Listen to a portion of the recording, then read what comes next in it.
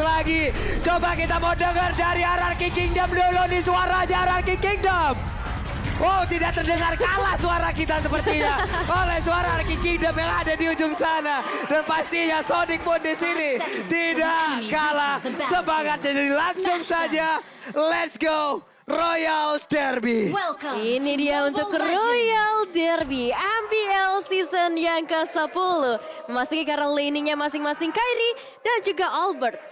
Akai dan juga Link. Ini bakal menjadi pertandingan yang menarik juga. Adu retribution yang pasti akan terjadi dengan suara-suara dari Hierarchy Kingdom yang udah menyala sekali di belakang sana. Iya, dan pastinya ini masih farming dulu sih semuanya. Apalagi kalau dengan kondisi Link yang sekarang ya, dia butuh banget untuk dapetin level 4 lebih cepat atau terlebih dahulu. Untuk bisa langsung memberikan pressure, extra pressure. Terutama di sini berhadapan dengan Melissa. Melissa gak boleh diberikan item terlalu cepat juga. Apalagi Melissa ya. Kalau aku bisa bilang dengan satu buah Windtalker aja, damage-nya dia udah cukup berasa. Apalagi dibantu dengan adanya kehadiran Muddles. Betul. Hei, ada pergerakan dari Albert sepertinya dan bergerak langsung ke arah dari Little Wanderer. Tapi Keyboy dan juga Kairi ada di area tersebut beserta dengan Sans. Dengan Valentinanya berusaha untuk mengusir langsung ke arah beberapa player yang dimiliki oleh Hierarchy Hoshi. Iya, sedikit pertukaran damage terlebih dahulu terjadi nampaknya untuk early-nya. Tapi kali ini pergerakan Albert gak berhenti sampai di sana. Udah menuju ke arah top lane nampaknya dengan Kumpa yang sudah berhasil ditumbangkan oleh Melissa dari seorang cewek. Tapi ini dia hanya terfokus ke arah buff saja. Yep. Sementara untuk di area mid juga mereka masih bersama-sama untuk menghilangkan langsung ke arah wave minionnya. Mengumpulkan dulu dari sisi level, dari sisi goalnya. Agar nanti bisa cepat untuk bergerak, membantu rekan-rekannya di lane yang berbeda. Dan sesaat lagi akan ada pertemuan antara Boots dan juga Arsevan yang menggunakan langsung ke arah Pakito. Dimana Bootsnya sejauh ini masih berhasil untuk mendorong mundur sedikit. Tapi Albert mengamankan dulu ke arah Little Crab yang ada tepat di depannya. Oh ya, meskipun memang ada sedikit gangguan dari seorang Boots, tapi masih bisa diamankan dengan begitu mudahnya. Nggak butuh retribution juga pastinya untuk creep yang cukup kecil, tapi kayak N yang kali ini mungkin akan memberikan satu perlindungan supaya Albert bisa memiliki space yang lebih besar dan Turtle sudah terspawn di menit yang kedua. Yap, Turtle yang pertama. Ini pun pastinya akan menjadi pembuka dari pertempuran mereka atau tidak akan ada kontes. Karena untuk kali ini R7 sepertinya dari jauh melihat aja dan juga dari Albert mendengar sedikit ke bagian depan. Tapi untuk kali Turtle-nya berhasil untuk diamankan, di mana jepitannya berhasil juga mendapatkan karena dua player. Lemonnya mundur lagi, berhasil selamat, tidak ada yang tumbang sejauh ini. Baru dimulai tapi ini dia perebutan retribution sudah terjadi dan Kairi berhasil mendapatkan retributionnya dengan cukup on point. Tapi belum berhenti sampai di sana juga Keyboy akan memberikan gangguan lagi memaksa Albert untuk mengeluarkan beberapa source skill-nya masih bisa diamankan tentunya, dan ini dia untuk emblemnya. Ya, sama-sama dengan Demon Slayer untuk kedua jungler ini. Yap, tapi Kairi cukup beresiko loh. Dia seorang diri berada tepat di pusat dari area defense yang dimiliki oleh Rakyoshi barusan loh. Oh iya, dan balik lagi dari Albert dengan attack speed, sedangkan dari Kairi dia mainin untuk cooldown reduction untuk retribution dia. Wow, Maksimal. pintar ya. Bermain untuk dari sisi cooldown. Kalau dari minimap kita lihat lagi antara Boots dan juga R7. Tiada hentinya, dua hero ini ada pergerakan pula. Sans, Keyboy, akankah mereka masuk ke dalam rumputan di mana untuk ceweknya berfokus menghilangkan satu shield. Dan mereka ternyata ada 1, 2, 3 hero bergerak langsung ke area dari Godline itu sendiri. Belum mau terlalu maju, wave minionnya segera dihilangkan pula dan Keyboy masih bersembunyi. Iya, mencoba untuk menahan Lemon nampaknya sebentar saja karena di area mid lane sudah ada seorang Sans yang akan coba untuk nge-clear dengan lebih cepat. Tapi baik lagi, kalau kita ngomongin R7 dan juga Boost, lihat damage yang bisa diberikan oleh seorang R7 memang udah cukup banyak. Tapi dengan hero regen seperti ini, Esmeralda melawan Pakito akan menjadi fight yang cukup lama, Pak Pulu. Itu lama banget masalahnya. Masalah berganti-gantian di saat cooldownnya ada, ya udah itu waktunya untuk nge-regen SP lagi gitu loh. Fun fact. Terakhir kali Lemon bermain mid laner ketika Grand Final MPL di Season 6 dengan hero Lunox. Season 6? Season 6, sekarang udah Season 10. Wah, lama ya. Lama ya cooldownnya ya untuk pakai mid lane lagi. Tapi ini kita bakal lihat juga perebutan ke area purple buff terlebih dahulu. Karena Kairi udah ada di area tersebut dengan heavy spin-nya yang sudah standby. Tapi belum ada perebutan terjadi. Bahkan berhasil diamankan oleh seorang Kairi ya. Oke, purple buff-nya berhasil diambil oleh Kairi, menjadi PR tambahan untuk Albert. Tidak punya purple buff, tidak punya bahan bakar untuk bisa bergerak dengan energinya yang sangat boros. Dan sekarang Turtle-nya pun tidak ada kontes. Ya, Iya. gratis untuk Onyx Esports dan kekuatan dari Akai sudah mulai terlihat bahwa dia Yep. bisa melakukan raid tanpa perlu takut karena dia punya HP yang cukup tebal. Benar, dengan 2 level perbedaan pula. Dan sekarang dari Orange Buff-nya kembali diamankan. Mereka mendapatkan begitu banyak keuntungan. Dan juga untuk kali ini mundur lagi, mundur teratur. Ada Popole Kupa yang tepat berada di depannya, disiapkan dengan Epic Spin. Dan sepertinya tidak akan bisa selamat dengan begitu banyaknya serangan yang diberikan oleh Onyx Esports. 4 pemain melawan 2 pemain, tentu saja dari Onyx Esports bisa mendapatkan Skylar dengan begitu mudahnya. Tapi nggak cuma Skylar yang menjadi target mereka, berikutnya masih ada outer turret di area top lane. Lemon menjadi salah satu penjaga yang begitu baik, semuanya di-clear dengan begitu cepat. Tapi untuk mid lane-nya mereka juga harus memberikan satu penjagaan. Yap, Boots. Hanya seperempat mana lagi. Ya, yang serem sebenarnya dari Melissa yang sudah berhasil untuk menyelesaikan Wind Talker semenjak menit yang keempat tadi. Yap. Pressure dia bakal jauh berasa ya, apalagi dengan Popol Kupa yang HP-nya ini adalah salah satu marksman dengan lowest HP yang ada di Lane of Dawn. Untungnya dia masih punya sedikit backupan dengan shield yang dimiliki nih Om ya. Dengan shield yang bisa dihasilkan juga dari source skill yang dia punya. Cuman untuk Melissa, my eyes on you-nya akan sangat mengganggu sekali. Memberikan jarak yang begitu nikmat. Dia hanya tinggal memberikan damage-nya saja. Dan juga untuk kali ini ada silent, ada efek silent yang berhasil langsung dilakukan. Dan Suns-nya harus mundur. Kembali sabar. Iya, memberikan satu copy ultimate dengan ayamnya, tapi kali ini perebutan lagi-lagi terjadi di area purple buff. Masih bisa diamankan Albert, udah punya bahan bakar nih untuk saat ini 40, tapi masih di area mid lane. Lemon bersama seorang VN belum ada satu inisiasi fight yang mau dibuka terlalu jauh oleh kedua tim. Fokus objektif. Yap, plus Kyrie juga tadi sepertinya masih menahan untuk sisi retribution-nya ya. Yap. Dia menahan, dia ingin mengadu aja dari seluruh sorti yang dia miliki. Dan juga Lemon mulai bergerak maju, ngecek dulu ke dalam rumputan. Siapa saja yang ada di dalam rumput tersebut. Dan sekarang Orange Buff-nya akankah berhasil menjadi milik dari Kyrie. Dan benar aja sepertinya Orange Buff menjadi milik dari Akai. Ini udah masuk ke dalam skema permainan untuk Onyx Esports. Bagaimana mereka bisa untuk men-zoning out RK Hosti. Jungle mereka semuanya juga bisa diambil oleh Onyx Esports. Objektif Turtle lagi dan lagi seharusnya ini tanpa kontes sama sekali. Jadi Onyx mereka benar-benar unggul. Apalagi dari kendali EXP yang sudah didapatkan oleh Kyrie. Weh, itu udah ada Tempest of Blade. Akankah kali ini dari linknya masih bisa selamat, masih bisa pergi dan masih bisa kabur dari tersebut. Sementara untuk kartelnya berhasil diambil lagi oleh pemain dari Onyx Esports dan juga Lemon tertinggal seorang diri berusaha untuk kabur dari tersebut. Di mana Akai-nya berusaha untuk bisa mengejar.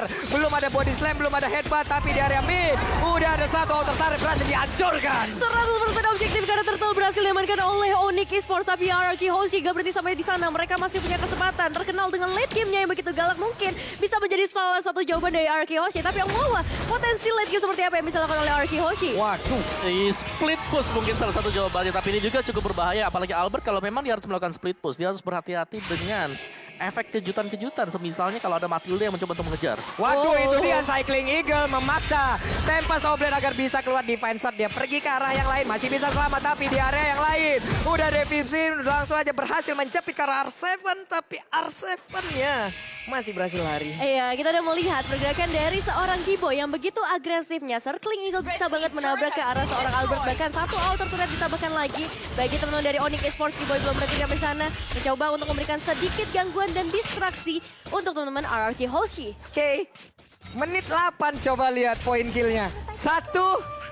Yes, tapi tidak cuma poin kill yang kalau kita lihat. Iya, Ekonominya, goalnya. ekonominya, 4.000, 5.000. jaraknya loh. Jaraknya goal gapnya ini benar-benar jauh banget. Onyx Esports mereka memainkan objektif dengan sangat rapi. Yep. Match 1, match 2 kalau kita tonton tadi, mereka dari sisi poin kill-nya lumayan jauh, tapi goal gapnya paling 2.000, Yap. 3.000.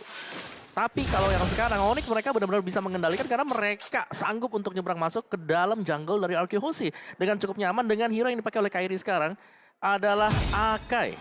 Dan Kyrie bisa dibilang jadi mandiri ya Om ya. Mereka pun tidak terlalu banyak untuk memikirkan pergerakan Kyrie apabila dia sendiri. Karena pastinya dengan durability yang dia punya, dengan soul kill yang dia punya, dia bisa mempertahankan diri dengan sangat-sangat baik. Hanya saja Albert mendapatkan begitu banyak damage yang masuk ke arah tubuhnya. Maestro on you-nya langsung dikeluarkan pula. Lemon harus mundur sedikit. Ada Keyboy, ketahuan posisinya. Langsung diberikan sebuah tumbukan aja ke arah perut. Tapi untuk Keyboy-nya masih berhasil kabur. Hanya saja Sans melakukan dash karena yang berbeda. Dan juga R7 mencoba untuk masuk sedikit agar bisa menghantarkan damage-nya. Oke, Sans di level yang ke-11 sudah pasti damage-nya begitu mengerikan. Tapi kita bakal lihat juga dari seorang Albert masih bisa melarikan diri terlebih dahulu. Membuat dari Onyx Esports akan lebih sabar karena Lord juga udah terspawn. Lord yang pertama yang mungkin bisa menjadi satu tempat fight yang dilakukan oleh RRQ Hoshi. Kalau misalnya dapat Lordnya untuk RRQ, ini bisa ya setidaknya menyamakan kedudukan mereka dari segi goldnya. Yap, kadang keadaan seperti ini, RRQC bisa membalikkan loh. Mereka bisa mendadak mendapatkan Lord dan itu pun membalikkan keadaan dengan sangat-sangat cepat. Tapi ternyata Lord yang pertama tidak adanya kontes. Akankah Onyx Esports mau maju dan juga melakukan sebuah invasi di mana Kiboy di bagian atas ngezoning lagi pergerakan Albert. Albert kali ini nggak dikasih space bahkan dari seorang Kyrie memukul mundur begitu saja, still survive. Ada R7 juga yang bisa memberikan pukulan mundur terlebih dahulu, tapi Lemon yang cukup mengganggu dari tadi semua sisi dari Land of Dawn selalu kehadiran Lemon. Untuk sejauh ini benar-benar dikuasain Om. Iya, Tiap lini. Jauh sih ya. Damage by Axe sendiri ada Sans di sana kan yang sebagai top damage-nya dia. Cuman XP levelnya yang beda jauh. Dari Sans dan juga Lemon ini beda 2 level. Dari Kyrie mungkin. Bedanya juga 2 sampai dengan 3 level untuk Albert. Jadi jauh banget karena perbedaan antara purple dan juga orange buff yang bisa diambil oleh Onyx Esports. Belum lagi cewek damage-nya udah jadi semuanya. Windtalker ada tadi terakhir kalau kita lihat Berserker Fury ada di sana. Kritikal seperti apa nantinya akan dihasilkan. Belum lagi yang dia bawa adalah Inspire. Life steal-nya pasti bakal kencang dan juga damage-nya akan meledak-meledak masuk ke dalam tubuh pemain dari RRQC. Coba lihat My Eyes on You-nya langsung aja memberikan damage ke arah Finn.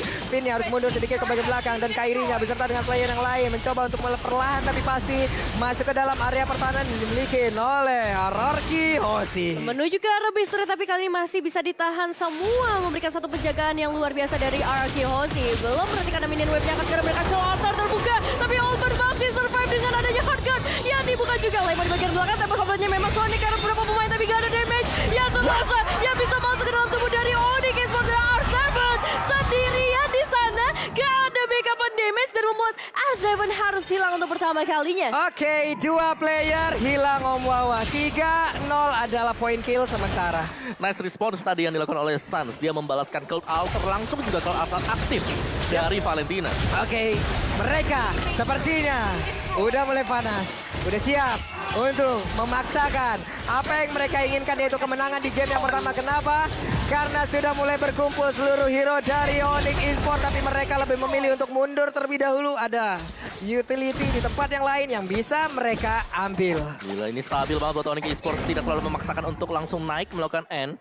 Dan dari item build-nya juga Melissa dari cewek sudah full item damage. Dia bahkan punya 1 buah steel leg clip untuk berjaga-jaga. Sedangkan item dari Skyler baru jadi 2.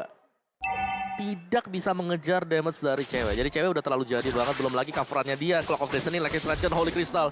Ini buat Sun. Enchanted Talisman juga ada di sana. Waduh. Beda golnya sampai 10.000. Terlalu jauh dari sisi gap goldnya. Jadi RRQC ya satu-satunya jalan sekarang mereka harus bisa main, sabar, tarik ulur. WWN pula Om. Wah, Semakin sulit untuk dideketin. Iya. Go away-nya aja adalah salah satu PR. Iya. Dan sekarang dia punya WWN. Mau gimana lagi PDKT-nya ya kan? Iya. Tapi kali ini Lord udah spawn dan akan menjadi beberapa pertarungan selanjutnya di mana dari Onyx bahkan udah mulai memberikan satu inisiasi. Yap, sementara itu untuk Lordnya udah mulai dicolek, udah mulai diberikan damage-nya. Tidak akan ada kontes lagi dan lagi dari RRQC karena mereka masih hanya akan menahan dari dalam base-nya. Oke. Purple buff pun kembali diambil. Iya, Kupa nggak bisa ngedapetin satu pun turret. Popol dan Kupa yang terkenal dengan PT jasa bongkar turret kali ini nggak ada satu outer pun yang bisa disentuh dari Onyx Esports. Dan dengan adanya Lord di area mid lane yang udah mulai berganti bakal jadi bencana di mana satu spawn yang dibuka oleh seorang cewek mampu untuk memberikan damage ke arah 3-4 pemain sekaligus. My Eyes on You-nya bukan main tadi, damage-nya area dan semuanya langsung mundur teratur. Balik kanan gerak dan sekarang Lordnya sudah mulai masuk ke bagian dalam di mana My Eyes on You langsung aktif begitu saja dan juga untuk altarnya langsung saja memberikan sebuah damage yang begitu mematikan plus. Sebuah backupan juga kepada rekan-rekan tapi Pakito malah meregang nyawa dengan begitu banyaknya damage. Tapi untuk kali ini ada Tempest of Blade yang dikeluarkan. Apakah dia bisa mendapatkan karena satu orang di mana Melisanya harus tahu, tapi Albert berjuang seorang diri di bagian belakang di mana pakai celahnya. Seorang diri berusaha dan untuk kali ini Lordnya masih free sejauh ini, namun dari Skylar berhasil untuk kabur ke bagian belakang dan juga Regen SP tidak punya, dan mereka punya kesempatan mendapatkan game yang pertama. Onyx Esports. Onyx Esports, congratulations, game yang pertama berhasil mereka eksekusi dengan luar biasa, menjadi satu tren yang positif tentunya untuk membuka mereka melawan RRQC di Royal Derby APL Season yang ke-10. Cukup tenang permainannya, cukup santai permainannya, Objektif. tapi terakhirnya Ya, Nggak dikasih napas. Nggak dikasih napas. Oh iya, ini objektif play dari Onyx Esports dengan mungkin kehadiran dari coach juga ya. Iya. Makro play dari Onyx Esports ini rapi banget. Mereka bisa masuk dengan nyaman, keluar masuknya strategi mereka berjalan sesuai dengan apa yang mereka harapkan dengan membawakan draft seperti ini.